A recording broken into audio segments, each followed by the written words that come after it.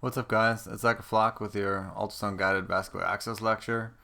A special thanks to my man Stephen Leach, of course, for much of the slide content. Today we'll talk about how to achieve our goal of getting quick and easy access without complications. But before we learn how to do that, let's take a look at why we use the ultrasound guided approach as opposed to the classic landmark approach. It's been shown to increase success rates, decrease complications, decrease time to access, increase patient safety, as well as satisfaction, while decreasing cost. Sounds too good to be true? Well, here's the evidence supporting that claim. So, all the way back in '96, a meta-analysis showed that the number needed to treat to prevent an attempt is 5. That's actually a very low number needed to treat. The number needed to treat to prevent a complication is only 7. Again, very low, one of the most effective interventions you will practice in your career in medicine. In 2003, it was shown that ultrasound guided access had much lower failure rates. Relative risk of failure, 0.14. There was much better first attempt success with a relative risk of 0.59. And in 2005, we first learned that peripheral intravenous access is also greatly aided by the use of ultrasound. In this study of patients with difficult peripheral access, we saw that ultrasound-guided access had a much higher success rate than the traditional approach of just sticking the patient a bunch more times. Time to access was also greatly decreased by the ultrasound-guided approach. The number of punctures were reduced, and this is most likely the main reason why patient satisfaction is so greatly improved in the ultrasound guided group. More recently, we have learned that we can bring the sometimes forgotten subclavian vein central line back into action using ultrasound. In this table, you'll see that many of the benefits we've already looked at also hold true for the subclavian approach. It is faster with ultrasound. We have a higher success rate. We have a lower average number of attempts. We have much fewer arterial punctures. We have fewer hematomas, fewer pneumothoraces, fewer hemothoraces. Matter of fact, 0% hemothoraces and pneumothoraces. The rate of catheter misplacement is approximately equal. That doesn't have much to do with ultrasound guidance. Sometimes your wire just flips up in the wrong direction. And then even much more serious complications such as brachial plexus injury, phrenic nerve injury, and cardiac tamponade were non-existent in the ultrasound-guided approach, while they occurred at a significant rate with the landmark-based approach. Even though this video does not attempt to cover all aspects of central line placement, I do want to go over some basic equipment needs. Of course, you need your ultrasound machine with a linear probe. This is the highest frequency probe that we have and will provide the best resolution of superficial structures. We need some ultrasound gel. This can be the non-sterile variety. We need a sterile ultrasound cover kit, as well as a central line kit, which at our institution comes with maximal sterile barrier precautions. Maximum sterile barrier precautions include, of course, a sterile gown, sterile gloves, a hair cover, a surgical mask, and, to protect yourself, eye protection. Attention, soapbox. You'll often see people when they're doing procedures or they're in trauma alerts wearing everything from hats, masks, gloves, sometimes double gloves, lead, booties, and then the only part of their body that they don't protect is their eyes, when that's in fact the only part that really actually needs protection from blood products because the rest of their body is covered by a natural barrier, the skin. So don't fall into that trap. Please wear eye protection, protect yourself. This is a view of the linear transducer that we use for this technique. Again, it's the highest frequency transducer that is available and has the best resolution of superficial structures such as the arterial and venous anatomy that we're attempting to identify to place a central line. This is a standard ultrasound sterile cover kit. When you open it up sterilely, you will see that it contains a sterile cover, some rubber bands to secure the sterile cover, and some sterile gel to be used on the outside of the cover. So when you're getting ready to place your central line, you want to prep the patient 3 times as always, drape the patient sterilely, draw up your lidocaine, prepare your needle, get your wire out, and only then actually go ahead and place your probe cover. The reason why you want to do it in this order is because once you have covered your probe, you really want to be holding on to it with one hand at all times, because dropping the probe on the ground breaks the crystals. The transducers don't work without the crystals. Every transducer costs $10,000. You really just don't want to be dropping them. So of course, as a responsible provider, you're going to be keeping your hand on the transducer the whole time, and that's basically going to turn you into a one-armed operator. So you really want to be ready to go by the time you drape the transducer. So this is how you cover your probe sterilely without contaminating yourself. I basically call this the picking up dog poop technique. It's pretty self-explanatory. Just imagine yourself out on a walk with your pooch. He does his business in the grass, and as usual, you're going to pick it up, of course, because you're a responsible person, but you don't want to get your hands dirty. So you take your plastic bag, you turn it inside out, you grab the poop, you pick it up, and then you turn the plastic baggie back right side out. And that's exactly what we're doing here. And basically by doing that, we keep our hands clean while getting our transducer covered sterilely. Alright, let's cover the technique aspects. So the ultrasound beam is only about 1 millimeter thick, which is why it can be difficult to visualize the needle. So we use ring down artifact and soft tissue motion to help with this. Here's an example of ring down artifact. The needle is in fact up here, and then the hyperechoic white lines beneath it are merely ring down artifact. Here's a ring down artifact in cross section. This is the location of the needle, and this is the ring down artifact tail. Here's an example of soft tissue motion. It's a long axis approach, and ideally we would want to see the needle better than this. However, you have a pretty good idea of where you're heading because of the soft tissue motion. So you really want to know where your needle tip is at all times. It's the part of your device that will do harm to the patient, stick a lung and cause a pneumothorax, or stick a carotid and cause a hematoma or dissection. There's a couple different ways of doing this. Short axis and long axis. Short axis is a cross-sectional approach, and long axis is an in-plane approach. There are advantages and disadvantages to both. In short axis, we obtain a transverse view. We can see adjacent structures. The probe takes up less space in the neck, which is a big advantage in obese patients. However, it's an out-of-plane approach, which can make it difficult to visualize the needle tip. This series of images will help you understand the difficulty. This is what I'm seeing on the ultrasound machine in short axis. We're imaging the orange plane. I'm not seeing the needle on the screen. I could be superficial, within the vessel, or deep to it, and not know the difference because the orange imaging plane is not intersecting the needle path. Alternatively, I may be seeing this on the screen. There's a white dot within the vessel, but I'm not getting a flash. Usually the problem is that my imaging plane is not in plane with the needle tip, but with the needle shaft. We've gone through posteriorly without realizing it. Instead, what we want to be doing is keeping our ultrasound beam completely in plane with the needle tip. There are a couple of different techniques to help you accomplish this. First, let's cover the 45-degree angle technique. In the 45-degree angle technique, we place the vessel in the center of the screen and measure the distance down to the center of the vessel. In this case, approximately 2 centimeters. You determine this with the aid of the hash marks on the side of the screen. Counting down the hash marks, we know this is 1 centimeter, 2 centimeters, 3 centimeters. The number at the bottom right corner of the screen indicates the total depth and will help you determine whether you're dealing with half or full centimeter hash marks. Then we measure back the same distance from the center of the transducer on the skin, in this case 2 centimeters. We then aim at a 45-degree angle and advance the needle. By the Pythagorean theorem, the needle tip will enter the imaging plane at the same time it will enter the vessel.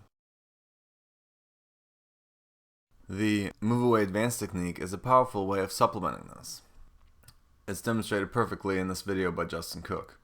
You advance the needle until the white dot appears on the screen, then you move the transducer away from you until the white dot disappears from the screen. Then again you advance the needle until the white dot is again apparent on the screen.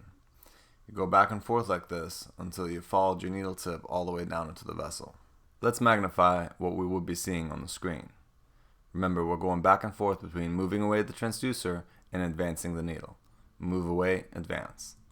So, advance the needle until it's in plane. Move away with the transducer. Move away, advance, move away, advance. Move away, advance, move away, advance, and we're in. Alright, let's talk about long axis. Long axis is an in-plane approach. The main advantage is that, in my experience, you're a lot less likely to go too deep using the long axis approach.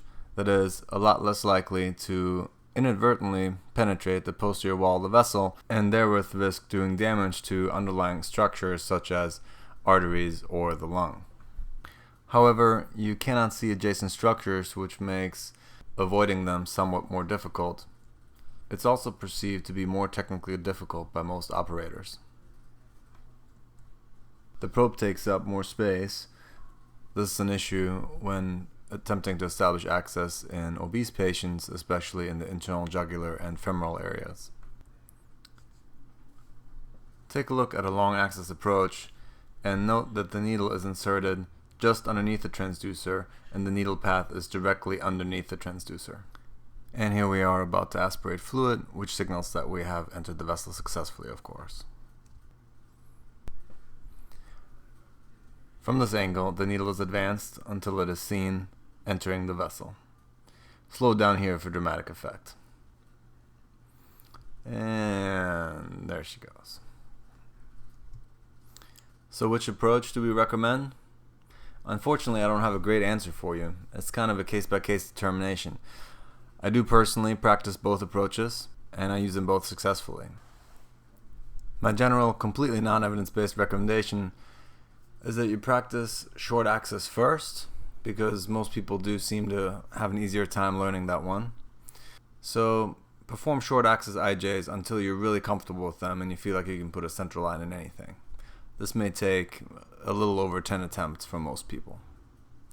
Once you become comfortable with IJs in the short axis approach, I would say go ahead and start practicing them in the long axis approach. Again, doing it until you feel comfortable with the long axis approach. Once you feel that you've become reasonably proficient in long axis as well, you can go ahead and start trying subclavians in long axis.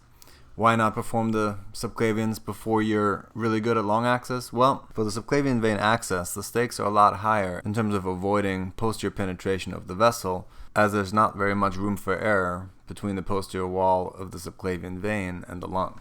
More about this later. Alright, let's take a look at some specific approaches.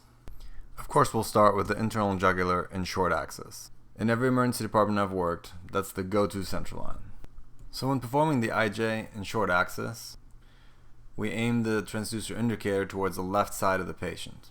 This is of course to orient the transducer correctly, making sure that we're not looking at a mirror image of the patient's anatomy.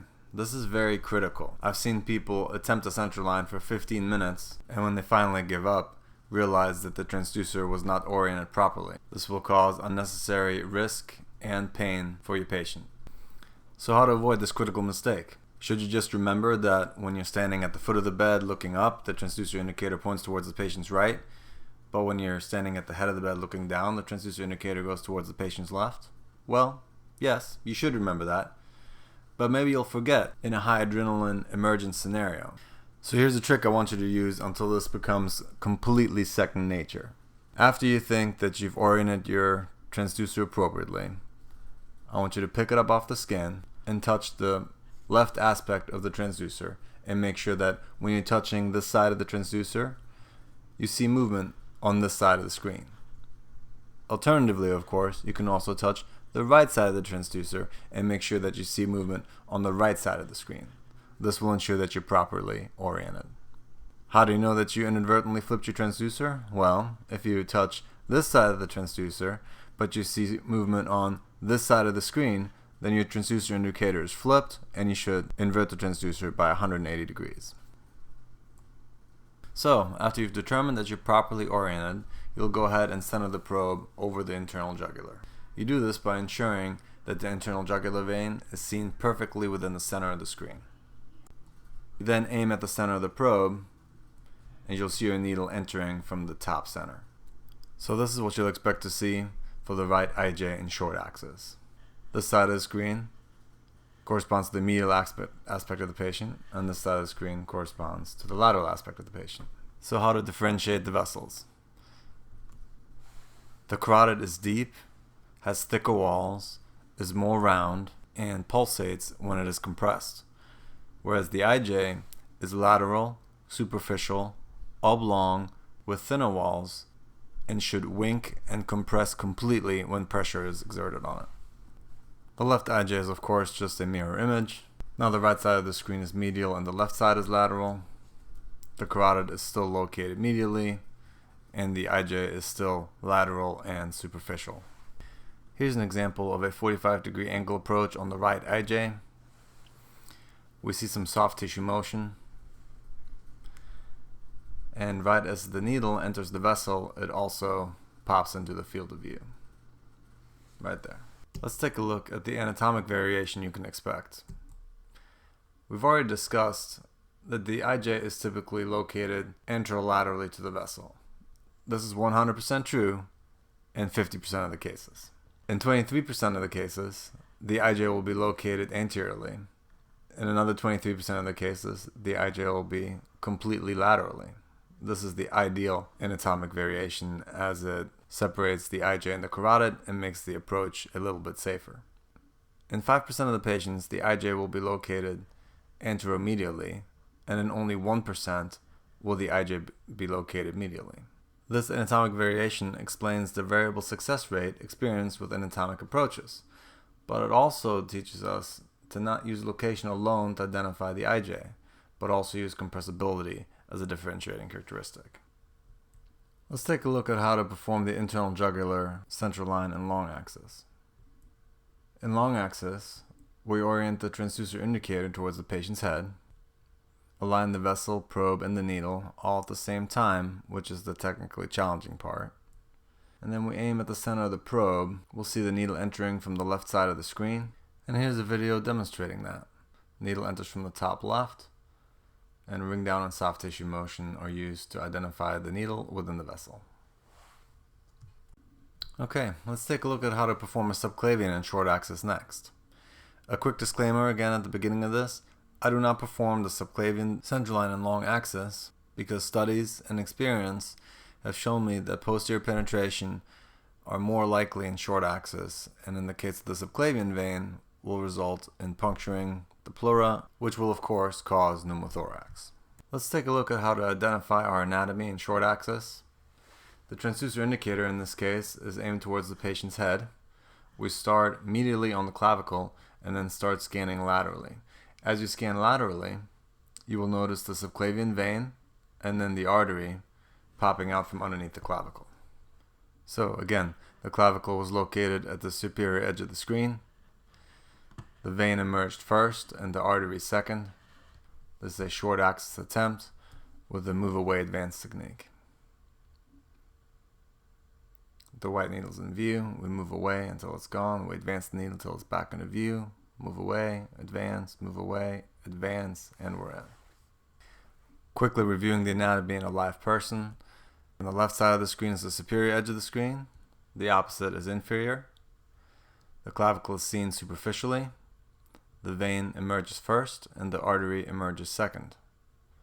The pleural line is seen just posterior to the vein. Lung is, of course, posterior to the pleural line. Note that there's only 1 to 1.5 centimeters separating the subclavian vein from the lung. This is a very small margin of error. Here's a subclavian vein accessed in short axis,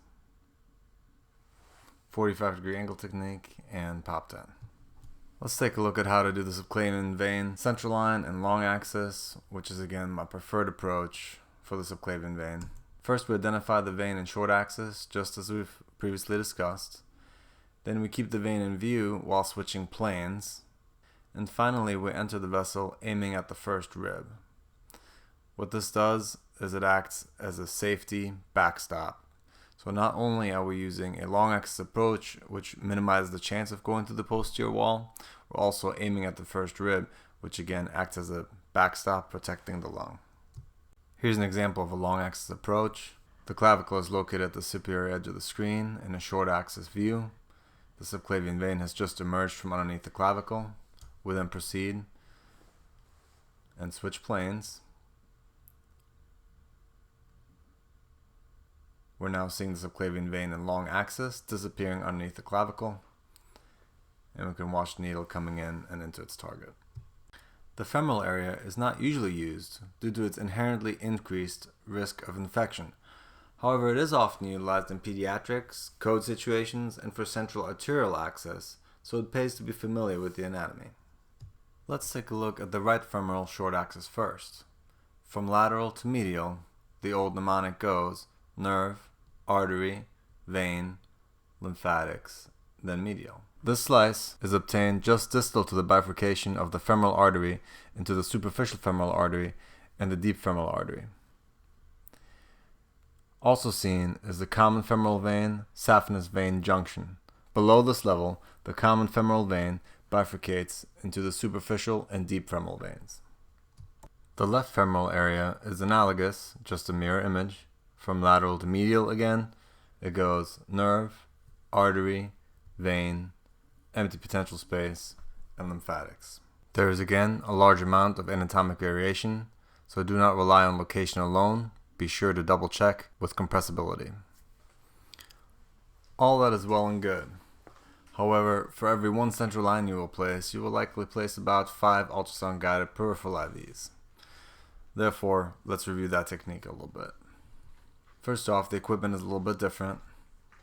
Of course, we still use the linear transducer with its high frequency, high resolution image. Instead of using a sterile cover, we will simply use a tegaderm. This will keep the transducer clean and therefore make cleanup easier, but also ensure that the patient is being touched with a clean sterile surface. You will also need an IV long enough to reach deep vessels, typically a 1 3/4 inch IV. Let's review 3 quick tips that have greatly improved my peripheral IV success rate. First off, we've already covered use a 1 3/4 inch IV. Either an 18 or 20 gauge IV will suffice. Be sure not to use a short 1 to 1 1/4 inch IV as is commonly used for peripheral venous access. These lines are too short and will slip out. Even if you're able to establish access, likely you'll be called back into the room within 15 minutes for IV failure. So, check your package, make sure you have a 1 3/4 inch IV. These are stocked in our department. If you do not have access to these IVs, just ask for an arrow. These radial artery catheterization kits are also 20 gauge 1 3/4 inch IVs and so identical to our preferred vascular access catheter. My next tip covers order of attack. I recommend scanning for antecubital veins first. You will likely not find a whole lot of these in difficult to access patients because if they had palpable antecubital veins, the nurses would hopefully have already accessed those without calling you for help. Nonetheless, I double check to make sure we're not missing any. Next, I check for the deeper, large named peripheral veins such as the basilic vein and the cephalic vein. Lastly, and only as a last resort to avoid central line or in a critically ill patient, will I access the brachial vein. Why not use the large, easy to access brachial vein as our first point of access? It is of course because of the higher associated complication risk. The most common complication when introducing an IV is causing IV infiltration and thrombosis of the vessel. In a superficial vein, this is called superficial thrombophlebitis, and treatment includes ice packs and NSAIDs. In the brachial vein, this is known as a deep venous thrombosis, with complications including pulmonary embolism and death. Therefore, it's not a great option for our very first stick. Let's review the associated anatomy. At the University of Florida, the radiology department requires that a peripheral IV that is power injected is placed at least halfway up the forearm or more proximally. Therefore, I'll use this cutoff point as my starting point, and I will scan for forearm and antecubital veins from here to here. If I can find one of these, I will access it. If I do not find an antecubital vein, I next search for the cephalic vein located laterally in the arm. It can also be found sometimes running just anterior to the bicep. If this vein cannot be found, I go medially and just posterior to the brachial veins where the basilic vein runs. The basilic vein typically runs in the basipital groove. It is very consistent from person to person and a very common site of access. As we've previously discussed, if I can find none of these, I will access the brachial veins in this location. My third and final tip is to use the move away advance technique to bury the needle within the vessel. That is to keep advancing the catheter inside of the vessel after a flash several more times to ensure that the vein is not pushed off the catheter when you advance the catheter. Let's watch these principles in action. In this case, we have selected the brachial vein as an access point. Here are the paired brachial veins adjacent to the deeper brachial artery and the median nerve located in between the brachial veins. The first step, as always, is to check compressibility.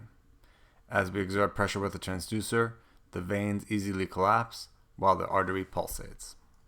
This ensures patency of the veins while also reliably distinguishing the brachial veins from the brachial artery.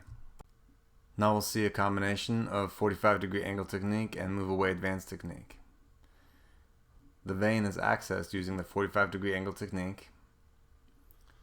You will see the needle popping into view right as it enters the vessel there. Now we're finishing off with move away advance to ensure that we bury the needle within the vessel prior to advancing the catheter. Burying the needle in this fashion will, in my experience, result in a substantial increase in your success rate. Thank you for your attention. I'm looking forward to our hands-on session. Please write down any questions you may have and I'll answer them at the hands-on session.